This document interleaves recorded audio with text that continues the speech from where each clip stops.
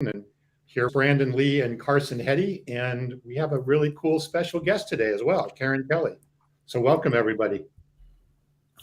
Hey, Carson, did you notice he said I was awesome, but he didn't say you were awesome? I just want to point that out. I noticed everything, but that's okay.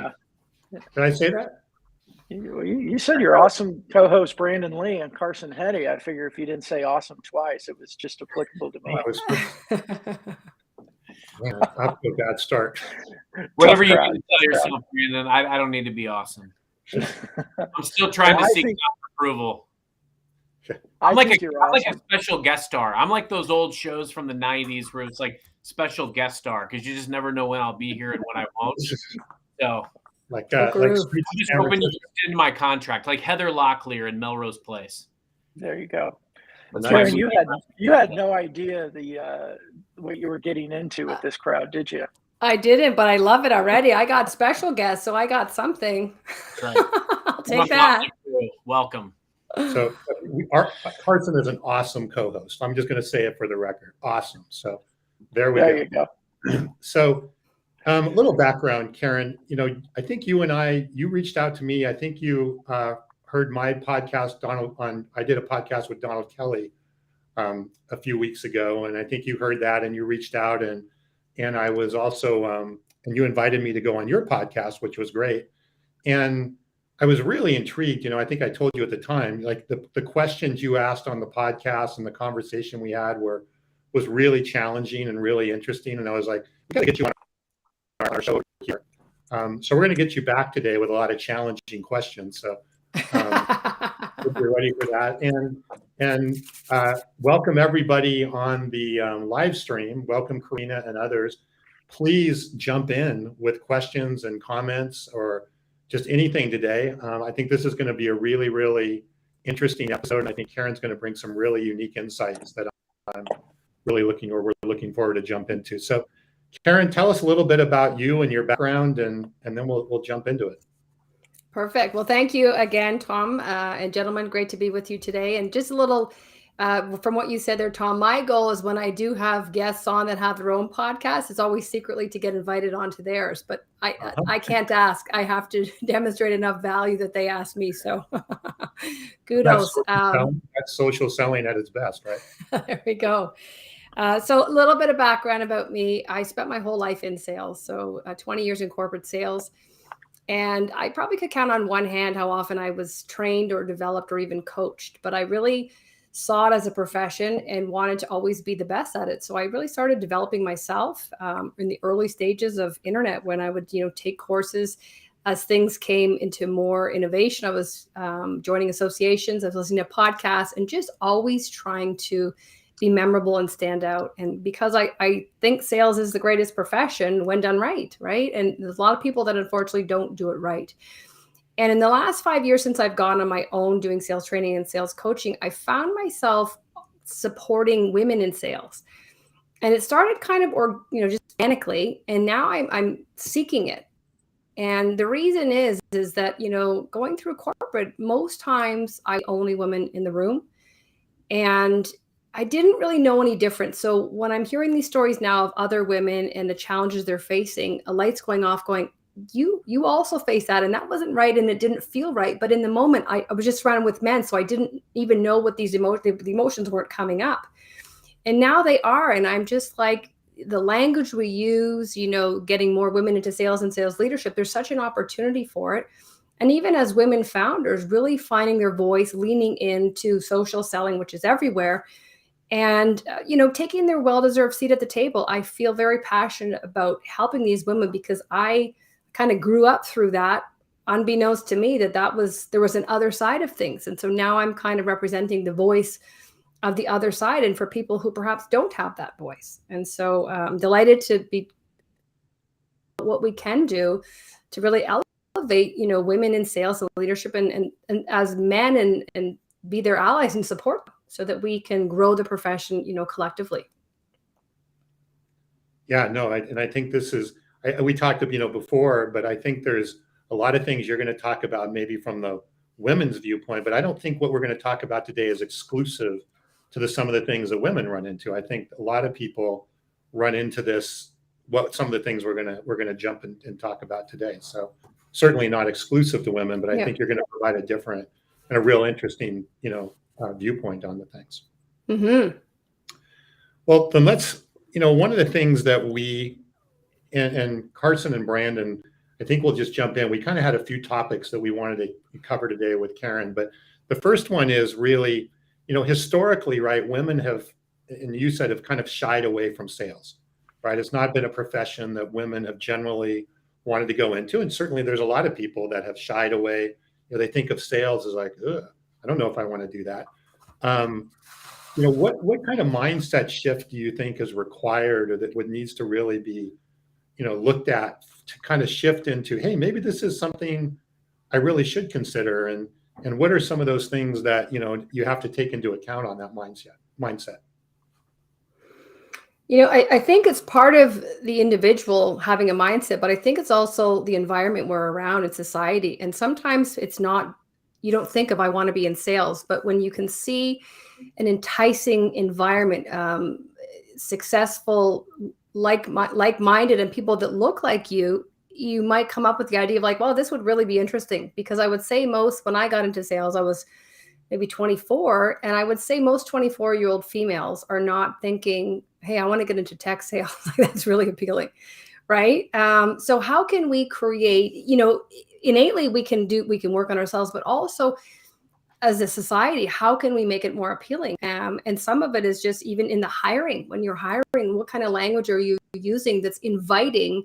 Like, think about your ICP. What language are you using that's going to attract your target audience? It's no different. What language are you using that's going to attract the right person to have an inclusive culture? And so when you have, quota crushing, all these jargon, like these real war targeting and aggressive language, like you're looking for this certain type of Rambo character that most women don't identify with.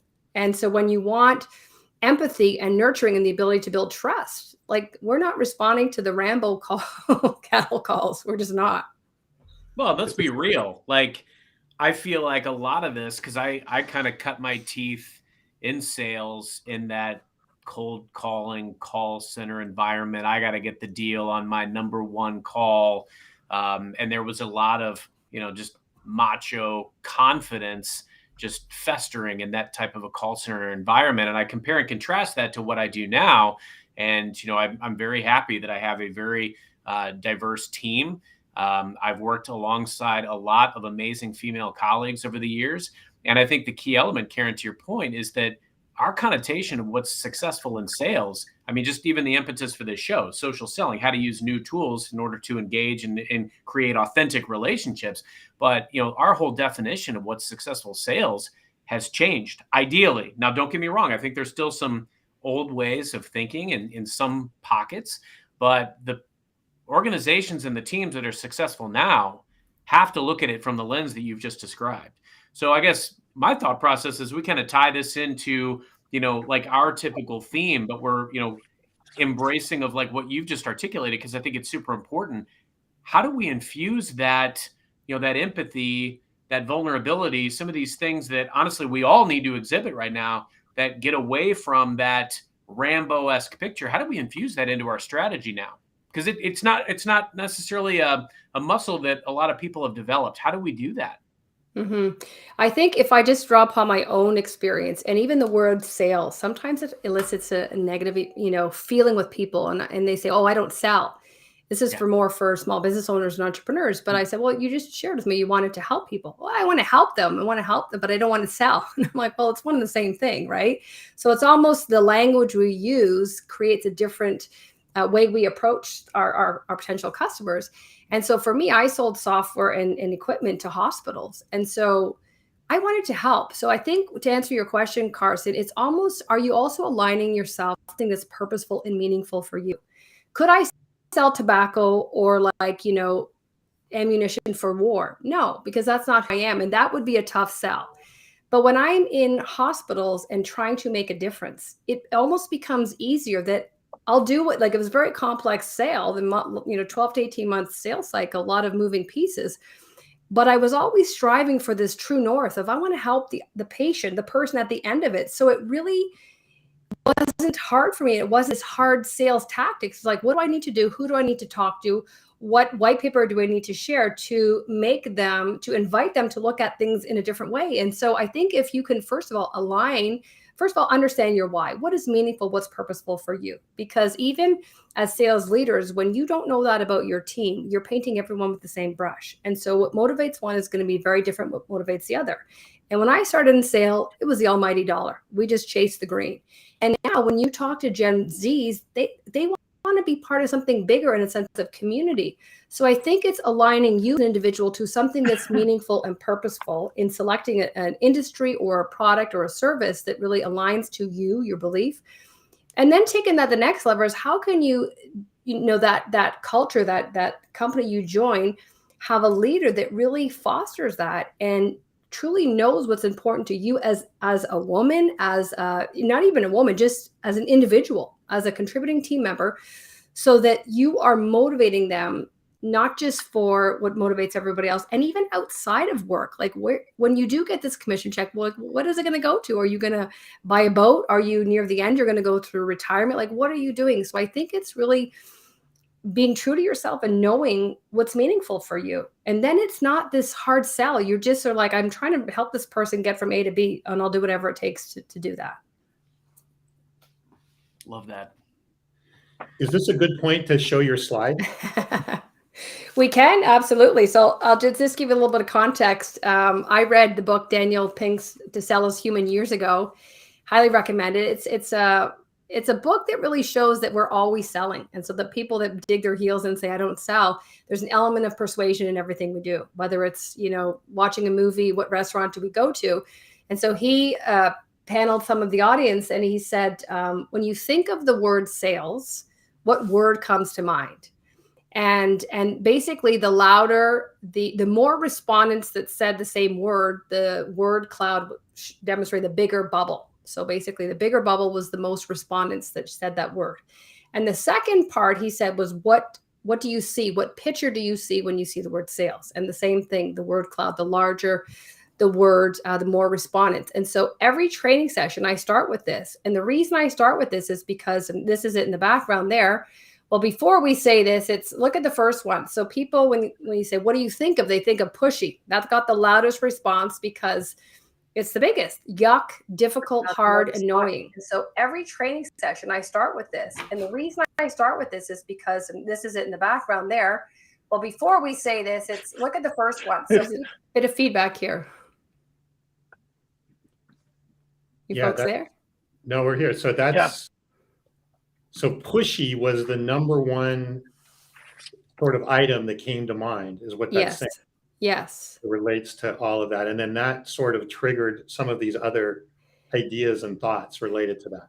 And so when they looked at the picture, what did they think of? It was used cars, man in suit, pushy. And so two things here is that irrespective of your gender, this is what's stacked against you going into sales. This is the perception of salespeople. So knowing that, how can we be so much more intentional, purposeful to avoid being any of these things at all costs? And so I think it's just knowing what's stacked against you is one thing. The other thing is women, if there's already a reluctance to get into sales and this, I don't really see myself in this male dominated, this bro culture world. And then you see this language, it affirms that initial, I don't want to get into it because not only is it not in line with who I want to be, but then you think this is the perception of the audience. Why would I align myself with that?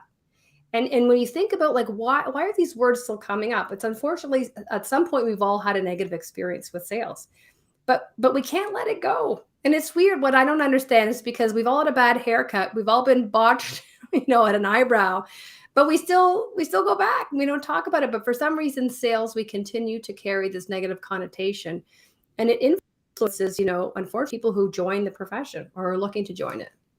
I think that's an important point, Karen, because, that's the connotation that a lot of times we're up against as we try to formulate a strategy. And, I have 3 daughters, and I do hope that maybe one or multiple of them will someday go into sales because it's a world that's been very, very good to me, but the word's got a negative connotation for a lot of folks.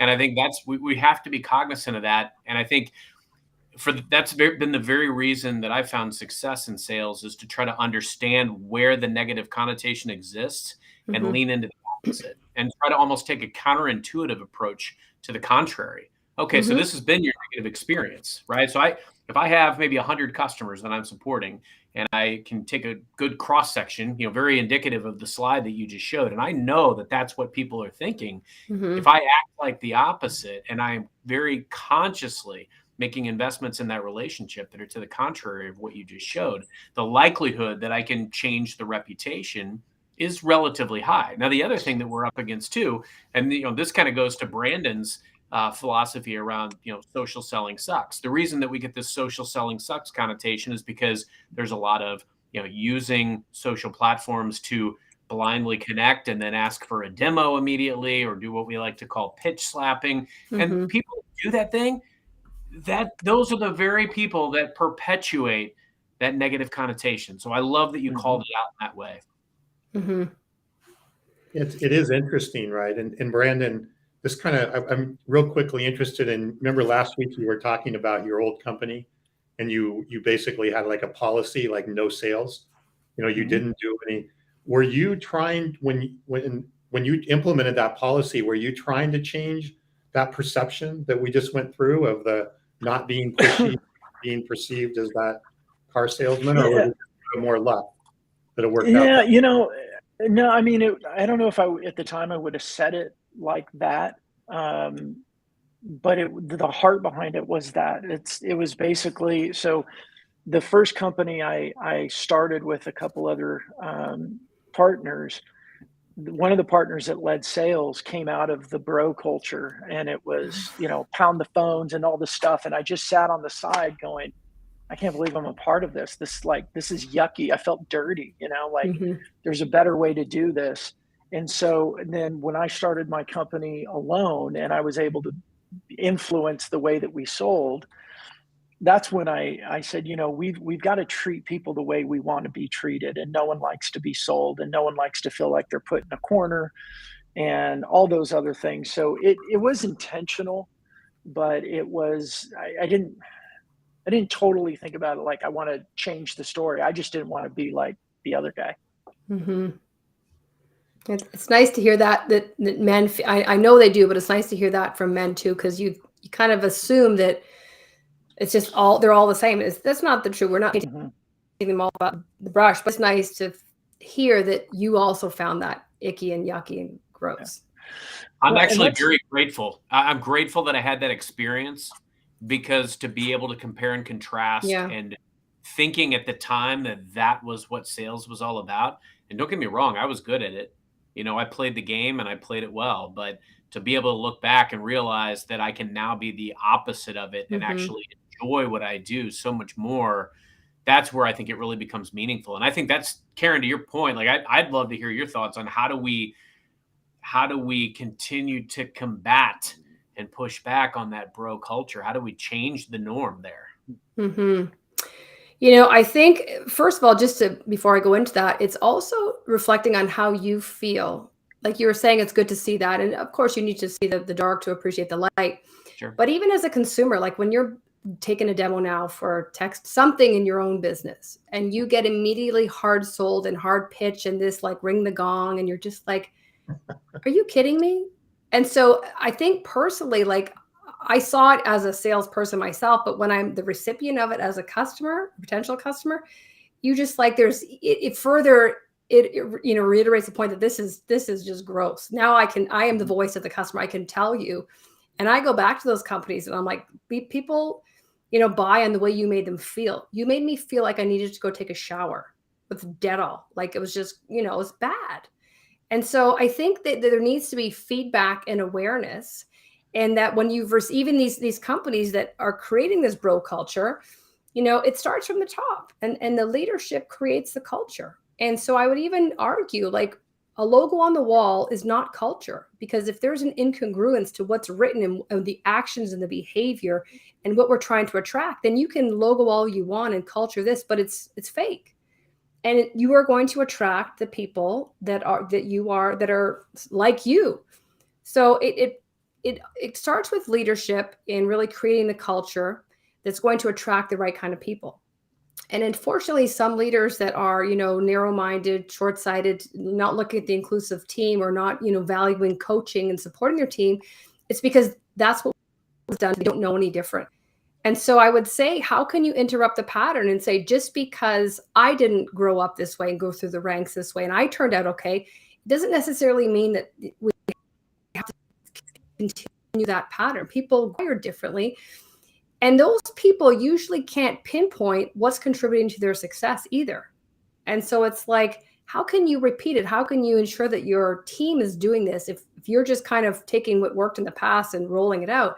So it's at some point, it's like, let's break the pattern and let's do things different to attract the right people. So I think just the first part is aligning the culture with the type of people that can best serve your audience. If you hire jerks, like, what's going to happen to your potential prospects? There's a direct correlation. Like, your business is going to go tank, right?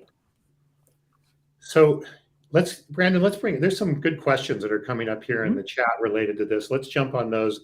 And then I want to get into, Karen, with you a bit more about how this actually relates to social selling, which we'll do in a second. But there's been some really good questions. Well, I got to throw this one up first because my friend Karina, and I'm glad she joined us. She's in the UK, so I know it's late for her, but I know this would be a good one for Karina. So Karina, thanks for joining us.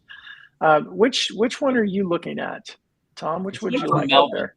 Let's start with the LinkedIn user down there, or we can start with Melvin and we'll go backwards there. All right, there we go. So I think this is a really good question. And Karen, I think you touched on it just a second ago, is that leadership, right? If you have, how are you going to sort of change the way you're looking at things if leadership is not supporting to that or not willing to support that? And I'm interested, Carson, and all of you, all three of you really, if you're in that situation, I don't know that you can necessarily change the leadership. Is it one of those things where you just need to go find another opportunity and don't try and fight it? Or is it fightable, from that perspective? Is there a way to influence? And I know that's going to vary from company to company, but it seems like a hard upstream swim. So I'm happy to jump on that. I think, first off, and yes, Karen definitely touched on this, sales training is not prevalent. Sales cultures, true sales cultures of what we want to be a sales culture, is not prevalent in society. It never has been. And that's why I think we've been beholden to these easy buttons of, pounding the phone and more dials and sell more widgets. And that's the training and coaching that we've gotten, right? So now, can it be changed? Absolutely. I think where it all starts, Karen said this before perfectly. It starts at the top. We have to identify that we want to have a sales culture. We have to understand what that should look like. We have to understand what are our key priorities. What are the outcomes that we're driving toward? I need a team that looks like what I want to attract as well, because, as I've built a team over the years, it doesn't do me any good to have a lot of people standing around that agree with me, that look like me. I need to make sure that I build a team that looks like what I want my team to continue to look like, different diverse backgrounds and perspectives, because ultimately my goal is to get them promoted and to continue to perpetuate our sales culture that we create. And that's how you can change it. Getting into a position where, first off, you can lead from any seat.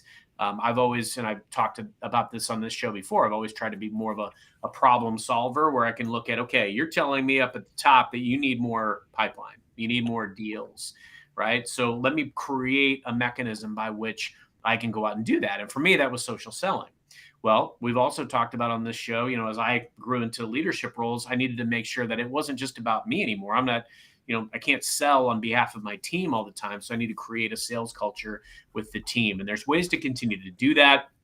There's ways to continue to communicate that upward, as you were asked about, how are you performing relative to these priorities?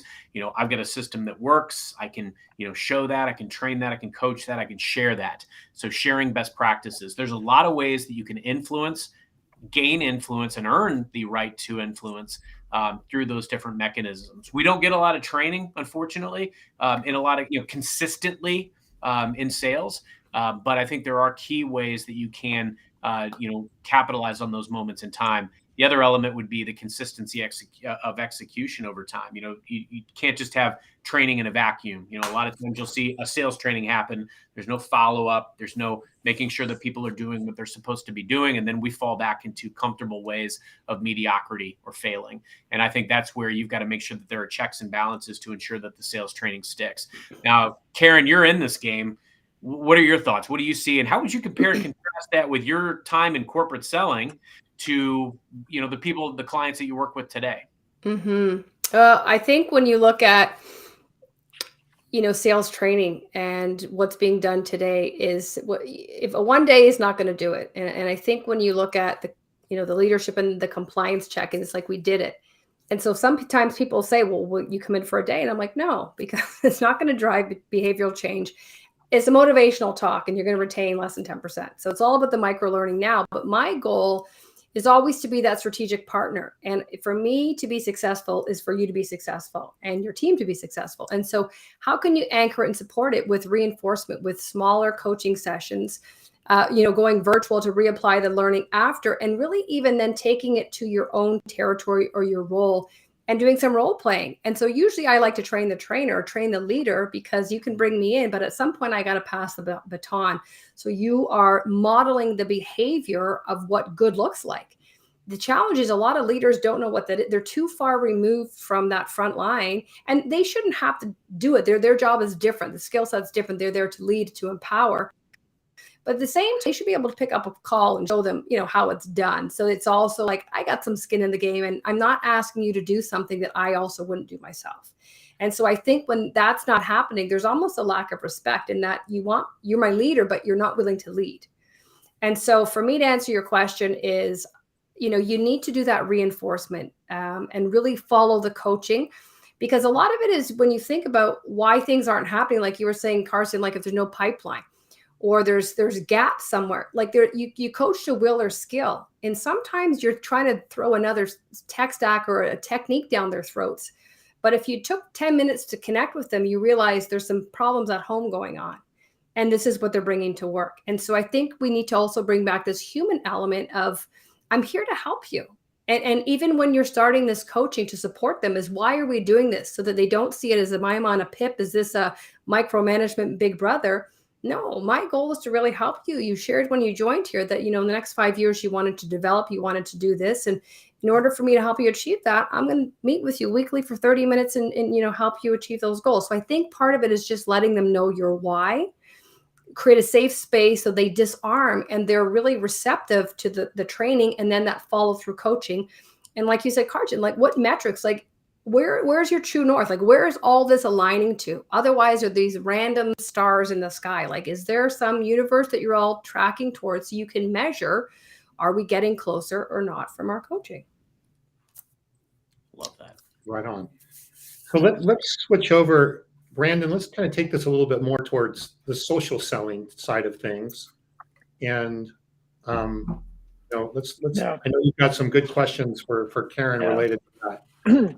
Yeah, well, Karen, we had talked, for everybody listening, Karen, Tom, and I had a quick conversation yesterday, I think maybe the day before, but we were talking about this difference between the way men sell, maybe the way women tend to sell. We were very aware of the terms and everything, but I think overall there's a reluctance that people have in social selling or using social as part of a selling process.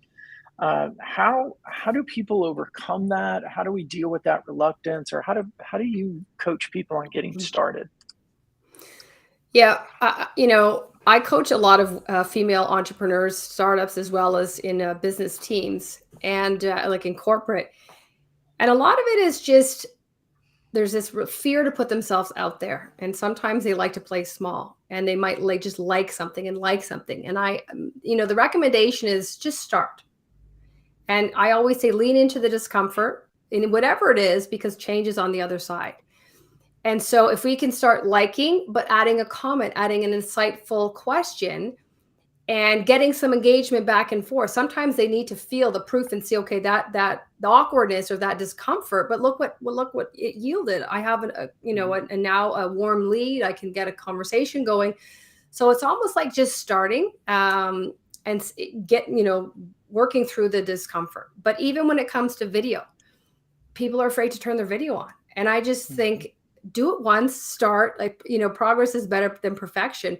But I think in anything, it's when you see the results it's yielding, you're like, this is worth it. I don't mind doing it right now. And before you know it, like, you're flying. So I would say start small, but I would also say, look at other points or times in your life when you went through something that was uncomfortable, or you tried a new skill. Say Tai Chi, anything that you just tried new and you're like, I sucked at this first. Yeah, well, we all do. But you had enough belief in yourself and you put in the effort, and look where you are now. So I think we look too much forward as to we're comparing ourselves to others and we're looking forward. But I would encourage you to look back and say, well, look where I started. I was so afraid to turn on my video. And now I've sent out 5 prospecting videos. And out of that, I've got a meeting. And so start small and just look at, like, what is it getting me? So that's the first thing. The second thing I would say is, when we're so inwardly focused, I would always say, who are we making it about? Us. It's not about us. So my voice, my hair, my whatever, I am doing, the focus needs to be on my prospect and the message I'm delivering to try to help them achieve their goal. So the more I'm in my head, I'm doing them a disservice because I'm not connecting with them and I'm unable to help them achieve their goal. So I would say, forget like focusing on you. It's not that big of a deal. Yeah, that's good. Go ahead, Tom. Go ahead, Brandon. I just had a follow-up question, sort of,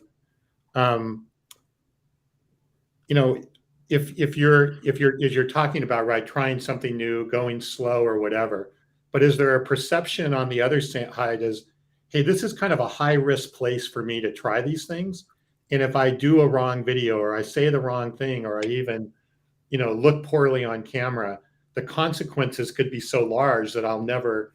Is that sort of a consideration or idea that goes through people's head, that you find, like, that the consequences seem maybe abnormally large, for compared to just trying something out? Mm-hmm. You know what, Tom, I would answer that question different today versus pre-pandemic. And I would say pre-pandemic, it would be. And I would say now people are so much more forgiving. I mean, people have dogs and cats and babies on their lap when they're having conversations. People mess up in videos, and it shows their human side. So I would say there is more forgiveness now, for sure. I would say for the person recording the video, if there's still a reluctance, you just practice on your C accounts. If A are your targets, practice on your Cs and just get it out there so that if you screw up, it's not a big deal. But the whole thing is, it's asynchronous. I can take 2 or 3 shots and edit it, and I don't have to, if I've made a few mistakes or a few ums and ahs, or, I can re-record it, right, until I get the flow. And so I think the risks is lower because, like, right now we're live. I risk here than there is doing a pre-recorded. So I just think people are more forgiving, and sometimes it shows the human side. Yeah. I think in today's day and age, I think you're spot on, Karen, especially post-COVID. It's, you guys remember, 7, 8, 9 years ago, or whatever it was, or early YouTube, like, everything was production quality. Yeah. And then when cameras started coming available in our laptops, and we had USB cameras that we could put with it, and all of a sudden it's like whoever had the courage to turn it on and start talking, even if there was somebody, kid crying in the background, or the doorbell rings and a dog barks and everything. We used to be like, we pretended that, like, our families didn't exist. Mm-hmm. And now I think there's actually a reward for the authenticity. And I think part of that is getting back to where we started this, the mindset. When our mindset is to serve, we're able to take the focus off of us and how perfect we are. When the mindset is to ask questions and learn and discover and try to help, then we're not as critical about, was my video perfect? And I think all that adds to it. And then Karen, just to echo what you said, I mean, the biggest thing we can do is start. Like, just, I like to tell people is when you realize a couple things. One is LinkedIn isn't a sales tool, it's a social network. And when a social or a digital conversation is more like the conversations you'd have with the prospect over dinner instead of the conversation you have with the prospect in a booth, if you play those out, that's what other people on the other side of the screen, they resonate with. Karen said something super profound earlier that I don't want to get lost on, and it's really around that layer of when we get in our own head and we think about, hey, I've got to look perfect, I've got to sound perfect, all of these things. Like, who are we making that about? We're making that about ourselves, not about our client. So we got to think about how we show up. And that's why I say, like, if you don't have a relationship somewhere and you're using social to form a relationship that you don't have, or invest in a relationship that you don't have, what are you risking if you don't have that relationship? So, I say absolutely go out there, create it. Don't let yourself be intimidated by all the swank productions that are out there. I always talk about how I became an accidental podcaster a couple of years ago because I just missed talking to people in the beginning of the pandemic. So I started talking to people, recording it, putting it out there to start conversations, and it took off. And it was, what had kept me from having a podcast up to that point was because my connotation of it was I needed a big microphone and I needed some swank editing apparatus. And that's not so. You can be a complete amateur like me and still do it meaningfully and, connect with people like this. You just thought you needed some amazing co-hosts. That's what you were missing. That's what it was. That's what it took. That's right. And that's the key. Awesome, Tom. The word's awesome. Awesome. Yeah, awesome. Just one last point on this reluctance thing. We were talking about video, but what about commenting, or even, forget a video thing, but commenting? Do people feel like, oh, I'm going to look stupid, or something like that, as a reluctance even, or even just a post that doesn't have any graphics or video on it? Tom, I did a session yesterday, and the question that was asked to me was, if I send an article on LinkedIn to one of my followers on LinkedIn, are they going to think I'm harassing them? And I paused for a moment because I said, the fact that you're thinking that you are harassing them, like, that's the first area we have to change, is that mindset shift. That if you've had a previous conversation, or you are aware of their point of view or where they stand, and you feel that this article supports them or would help them or add value, how is it harassment? It's harassment if you don't send it. And so I said, how can you just, take a piece of it and say, hey, Tom, I know from our last discussion that you were really interested or honing in on, women in sales. I came across this article in paragraph 3. There's 2 points here that you might find helpful for your upcoming podcast. Let me know how it goes. How is that harassment? So I just said, it's our perception, and we're making it about us. But when we're genuinely trying to help, that's helpful. That is someone that says, oh my gosh, I did those 2 points I can use. And so I think it's just, again, taking the focus off of us and going, what is this going to do? How is this going to be helpful? And if it genuinely helps, send away. And if it doesn't, and if it's self-serving, then be mindful of that, because you're going to get, seen through that pretty quickly. Interesting. Great point. Well, as we wrap up here, what would be, if someone, came to you, and whether they're a woman or not, but they're thinking about sales, but they're not sure, or maybe they're looking for a new career. I mean, a lot of people are looking for new careers right now and aren't happy in what they're doing. What would you say? What would you recommend, them to do and to think about, to kind of seriously consider this and make this a successful career or a successful job choice? I would look at their inner qualities and their strengths and say, what am I really good at? Am I a curious person? Do I want to genuinely help? Am I scrappy? Like, if I get really offended early, like, sales it's a no game, right? And so you do have to have the 2 lessons I learned early, where you got to have a thick shell and just not take things personally. So even if you do initially, you have to develop that, because it's the type of profession that, like, think about it, we're always getting no's, right? How many times in other professions do you put yourself in these situations where your ego sometimes takes a hit? So I would just say, like, what are you good at? What are some of those strengths you have? Does it help you in sales? What, on the other side, what don't you like? And then I would say, talk to some people who are in sales. Like for me, I started in customer service and with a clear path to get to sales. But I remember going to trade shows and they were painting this big, you can't come behind the curtain and it's only for this elite group. And so then I'm even more curious, going, well, who's behind this curtain? Where's the Oz that everyone's part of that I'm not? So I would go to trade shows. I went and looked at everything a salesperson did to really make sure that this is in line with what I wanted to do. And so I kind of got a bit of a testing of the waters. I think there's so many books, there's podcasts, but I just think talking to people who are already in it, even if you can join associations that that give you that insight to really manage your expectations. And you know what, if you try it and you don't like it, like what's the end? I just think take a risk, like bet on yourself, take a risk, and there's no downside. And I would say that if you try it, you probably will end up liking it because there's so many benefits. But you really want to do the research to get in with a good company that morally and ethically aligns to who you are and that supports you and develops the people. And I think after that, you just, the world is your oyster. It's something I've done for my entire life and I have zero regrets. Awesome. Carson, Brandon, any final questions, thoughts, ideas as we wrap up here? That's powerful. I think we've kind of run the gamut today as far as reasons to get in, how sales has evolved, how we can get over some of the common blockers that we put in our own way around sales and social, right? So no, this was a great conversation. And Karen, again, like I think it's interesting, just to kind of see your trajectory because you've obviously spent the time in corporate selling. We're successful, and now you get to spend time training teams. So thank you for your contributions to the sales ecosystem that we all love. My pleasure. Thank you for having me. So real quick, go ahead, Brandon. Sorry. Yeah, what I would add for people is, when if you're listening to this or you're watching this, look, and you're thinking about sales, you want to get into sales, look for people like Karen and Carson and go learn from them.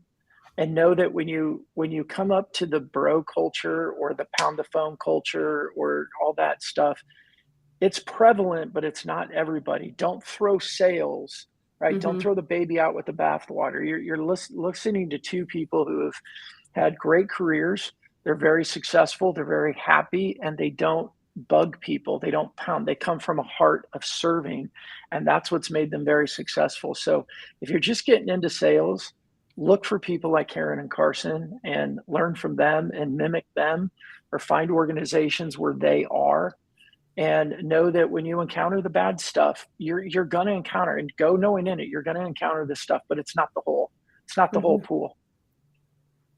Well, and then related to that, Brandon, I think we see going full circle companies that are adopting social selling, like we talk about, and are making it a strategic part of their business. They inherently have that culture.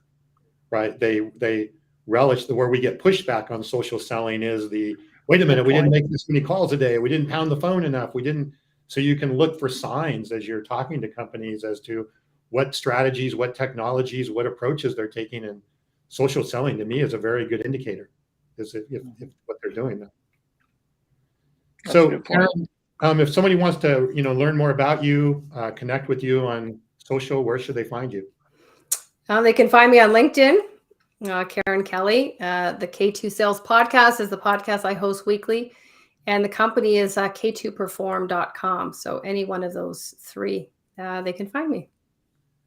And there's a good episode, a couple That's a great podcast you definitely don't want to miss. Definitely not. And a book. We didn't do our prep work well. Karen didn't mention a movie. Guys, we got through almost a whole episode without referencing a movie. It's true. Oh. I referenced an old 90s television show, but that was the closest. I said Rambo. That's true. Hey. That's right. That's right. Thank you, Karen. The streak continues. That was a relief. I thought we were going to have to go another 10 or 15 minutes. Thank you. Yeah. All right. Well, thank you, Karen. We will have you back again. Really appreciate your insights. And I think there's a lot to everybody can take away from that. And Carson, Brandon, thank you. We'll see you next week. Until next time, happy social selling.